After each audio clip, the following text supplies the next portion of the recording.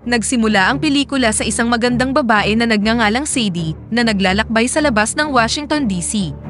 Lumipat ang eksena sa isang palengke kung saan ang isang lalaking nagngangalang Cole Turner ay nagmamay-ari ng isang maliit na stall. Kamakailan lang ay iniwan siya ng kanyang kasintahan at ibinahagi niya ang sikretong ito sa isang babaeng nagngangalang Edna na sa kasamaang palad ay ikinalat ang tsismis. Si Edna, na may stall ng mga halaman, ay iniwan ang kanyang mga paninda kay Cole para manigarilyo. Habang siya'y wala, si Sadie, ang magandang babae mula kanina, ay pumunta sa stall ni Edna at nagsimulang pumili sa mga halaman. Napansin ito ni Cole at lumapit sa stall ni Edna para tanungin kung ano ang gusto niya. Pumili si Sadie ng halaman ngunit nag-aalala siya tungkol sa pag-aalaga dito dahil madalas siyang naglalakbay.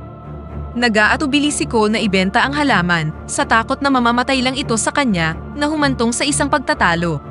Pagkabalik ni Edna, niresolba niya ang hindi pagkakaunawaan sa pamamagitan ng paniningil kay Sadie ng $10 para sa halaman at pagkatapos ay umalis na ang dalaga. Pagkaalis ni Sadie, hinimok ni Edna si Cole na yayain niyang lumabas ang dalaga. Sinundan ni Cole ang kanyang sasakyan at kahit na siya'y nag-aalinlangan, inimbitahan niya pa rin si Sadie para magkape. Si Sadie, na nagulat sa alok kasunod ng kanilang hindi pagkakaunawaan, ay tumanggi sa alok ngunit nagbago din ang kanyang isip. Kasunod nito, buong araw silang magkasama kung saan bumisita sila sa iba't ibang lugar at natuto sa buhay ng isa't isa. Isang art curator si Sadie at naglalakbay siya sa buong mundo, habang si Cole naman ay nagsusulat ng isang libro tungkol sa pagsasaka ng mga halaman. Umabot hanggang gabi ang kanilang pagsasama at pumunta sila sa isang bar kung saan makikitang kumakanta si Sadie. Kahit na inimbitahan, nahihiya si Cole na samahan siyang kumanta. Ipinagtapat ni Sadie kay Cole na kailangan niya ng kasama katulad ng isang cactus, isang taong hindi nangangailangan ng palagiang atensyon dahil madalas siyang nasa labas ng bansa. Habang magkasama, patuloy nilang sinaliksik ang kanilang bagong pagkakaibigan at ibinahagi ang kanilang mga karanasan at adhikain sa buhay na humantong sa isang mainit na pagpalakpakan ng dalawa. Kalaunan, bumalik si Cole sa bahay at ipinaalam sa kanyang mga magulang ang tungkol kay Sadie, ngunit nagbabala ang kanyang kapatid na si Maddie na malamang ay iiwan din siya nito gaya ng kanyang mga naunang karelasyon. Ibinahagi ni Cole sa kanyang pamilya na maaaring si Sadie na ang the one at sinuportahan naman siya ng kanyang pamilya para dito. Sa mga sumunod na araw, paulit-ulit siyang nagte-text kay Sadie nang walang natatanggap na reply.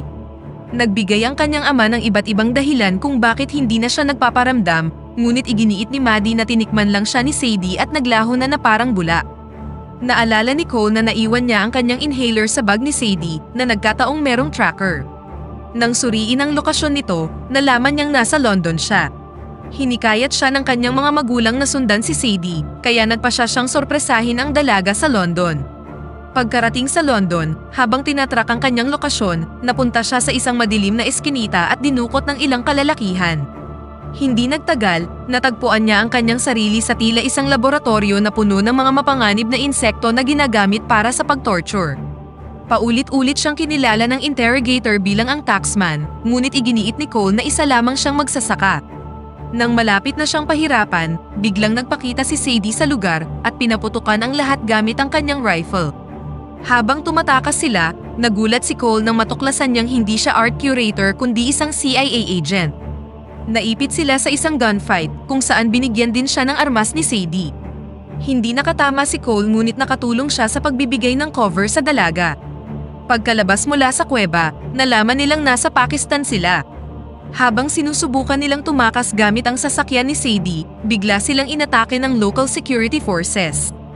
Dahil dito, hinijak nila ang isang bus na humantong sa isang mahabang habulan. Ang ilan sa mga sundalo ay nagawang makasakay ng bus, ngunit ginamit ni Captain America ang kanyang school wrestling skills para patumbahin sila. Sa panahon ng habulan, inakusahan niya si Cole na isang stalker, ngunit iginiit ni Cole na nais niya lang sorpresahin si Sadie. Kalaunan, matagumpay nilang napatumba ang lahat ng mga humahabol sa kanila, ngunit sa kasamaang palad ay tumirik ang bus.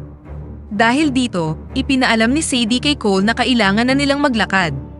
Lumipat ang eksena sa isang kuweba kung saan ang isang lalaking nagngangalang Adrian, ang tunay na mastermind ng misyon, ay inutos na malaman ang passcode mula sa taxman. Sa paniniwalang si Cole ang taxman, nag-alok siya ng $1 milyong sa sinumang makapagdadala ng lalaki sa kanya. Samantala, dumating sina Sadie at Cole sa isang lugar na tinatawag na Mingola, kung saan nakilala nila ang isang lalaking nagngangalang Marco, na tila isang maimpluwensyang tao doon. Hindi nagtagal, hinalikan niya si Sadie at nagpatuloy sa pag-discuss tungkol sa isang biochemical weapon na tinatawag na Aztec, na may kakayahang lipulin ang Eastern Seaboard. Ibinunyag ni Sadie na ang kanyang pangunahing layunin sa kuweba ay makuha ang Aztec, at si Cole ay kanya lang pangalawang alalahanin. Hiniling niya kay Marco na ayusin ang isang flight pabalik sa Amerika para kay Cole, at pumayag naman dito ang lalaki. Dito nabunyag na sina Marco at Sadie ay dating magkarelasyon dahil pareho sila ng propesyon. Bago umalis si Sadie, inutusan niya si Cole na wag na siyang tawagan o i-text, ngunit makalipas ang ilang sandali, binaril si Marco ng isang lalaking nagngangalang Eve, na parehong dinukot sina Sadie at Cole. Si Eve, na tinatawag ang kanyang sarili na apo ni Sam, ay bigla namang inatake ng isa pang lalaking tinatawag na The Leopard, na ipinadala naman ni Adrian. Inutusan ni Leopard sina Sadie at Cole na sumama sa kanya, ngunit kalaunan ay pinatay din siya ng isa pang individual na tinatawag ang kanyang sarili na The Lion, na inutusan silang ipagpatuloy ang pagmamaneho. Matapos ding mapatay si Lion, nagawa ng makatakas ni na Sadie at Cole. Habang nasa sasakyan, sinabi ni Cole kay Sadie na paulit-ulit nilang hiningi sa kanya ang isang passcode, dahilan para ma-realize niyang hindi nila magagamit ang Aztec nang wala ito. Inamin ni Sadie na pinatay niya si Edna, na dati niyang katrabaho, na ninakaw ang passcode at isang traidor na nakikipagtulungan sa mga kalaban. Matapos ang revelasyong ito, sinuntok at pinatulog niya si Cole. Sa sumunod na eksena, makikita si Sadie na kumikilos na parang isang bounty hunter, na inihatid si Cole sa mga tauhan ni Adrian, kung saan sinabi niyang si Cole ang taxman at alam niya ang passcode. Pinangakuan si Sadie ng bayad kapag nakalapag na sila sa kanilang destinasyon. Napagdesisyonan nilang pahirapan si Cole para makuha ang passcode, at ang kanang kamay ni Adrian na si Wagner ang in charge dito. Gayunpaman, nang makasakay sila ng eroplano, natuklasan nila ang isang larawan ni na Sadie at Cole na magkasama sa kama, dahilan para magsuspecha si Wagner na si Sadie ang tunay na taxman na may passcode para sa Aztec weapon. Dahil dito, inatake ni Sadie ang lahat at agad na na-knockout si Wagner. Isang laban ang naganap sa isa pang lalaki na napatay ni Sadie sa pamamagitan ng pagbali ng kanyang leeg kahit na nasaksak siya nito. Samantala, ginamit ni Cole ang kanyang wrestling skills para talunin ang isa pang tauhan ni Adrian.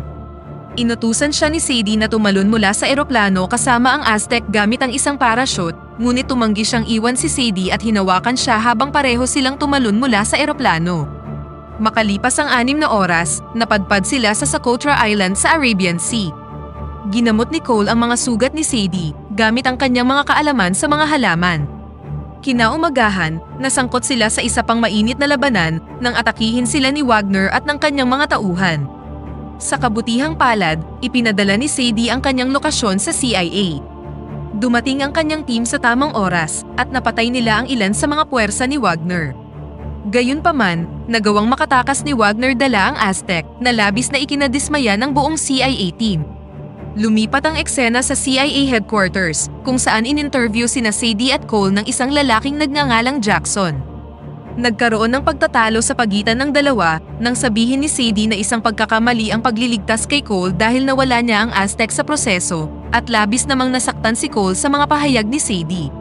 Ang kanilang usapan ay konektado sa lie detector machine na patuloy na nagsignal na merong sexual tension sa pagitan ng dalawa na nag-udyok kay Jackson na magbirong kulang lang sila sa sundot. Kalaunan, nakaharap ni Sadie ang kanyang boss na si Dr. Yates na ipinahayag ang kanyang pagkadismaya sa dalaga at nagbabala na maaaring matanggal siya sa trabaho. Samantala, siniraan ni Jackson si Sadie kay Cole, ngunit patuloy na pinagtanggol ng magsasaka ang kalandian niyang CIA agent. Nang tawagin ni Jackson si Sadie na isang killer at sinungaling, napansin ni Cole ang isang halaman sa isang litrato at kinilala ito bilang ang ginamit ni Edna upang malaman ang password ng Aztec. Kaagad silang nagpasya na kunin ang halaman mula sa kanyang apartment at nagplano ng isang misyon na dispatchahin si Adrian, sa takot na hindi siya titigil sa pagtugis kay Cole at mailagay sa panganib ang kanyang pamilya. Pumayag si Cole na makipagtulungan sa kanila sa kabila ng mga babala ni Sadie na gagamitin lang siya ng ahensya. Nang umalis si Sadie sa headquarters ng CIA, nagsimula ng magtrabaho si Cole para sa kanila. Samantala, si Mr. Utami, ang taong umupa kay Adrian para makuha ang Aztec, ay agad itong hiningi, at tiniyak naman ni Adrian na magiging available ito sa lalong madaling panahon. Kalaunan, nagpasya silang makipagkita kay Taxman Cole at gumawa ng isang deal. Nag-arrange sila ng meeting sa isang mall, ngunit tinambangan ng CIA team na sumusubaybay kay Cole at agad siyang sinabihan ng nag-aagaw buhay na si Jackson na tumakas. Gayunpaman, mas piniling manatili ni Cole sa paniniwalang sasagipin siya ni Sadie. Hindi nagtagal, sinamahan siya ni Mr. Utami at ng kanyang mga tauhan sa isang mesa at ipinahayag ni Adrian na nasa kanila na ang Aztec ngunit kailangan nila ang password para mabuksan ito. Ginampanan ni Cole ang papel ng isang traidor at humingi ng maraming pera bilang kabayaran para sa kanyang pakikipagtulungan. Gayunpaman, nanatiling may pag-aalinlangan si Adrian na naramdamang nagsisinungaling lang siya. Habang nananabik siyang naghihintay kay Sadie, sa wakas ay dumating na rin siya. Pagkatapos, ipinaalam ni Cole kay Mr. Utami na si Sadie talaga ang tunay na taxman at hawak niya ang password. Ipinadala ni Mr. Utami ang pera at binuksan na ni Sadie ang case na naglalaman ng Aztec. Nang mabuksan ang case, sinubukan ni Adrian na patayin si Sadie, only to find na napapalibutan sila ng mga bounty hunter na inupahan ni Sadie.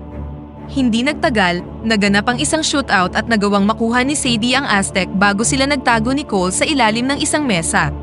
Sa loob ng ilang minuto, nagtulungan silang dalawa sa pakikipaglaban sa mga kaaway, ngunit hindi nagtagal ay nagkahiwalay sila. Natagpuan ni Cole ang kanyang sarili na nakikipag one-on-one kay Wagner, habang si Mr. Utami naman ay inutusan si Adrian na ilabas siya sa gusali. Sa halip na tulungan ng kanyang boss, binaril ni Adrian si Mr. Utami.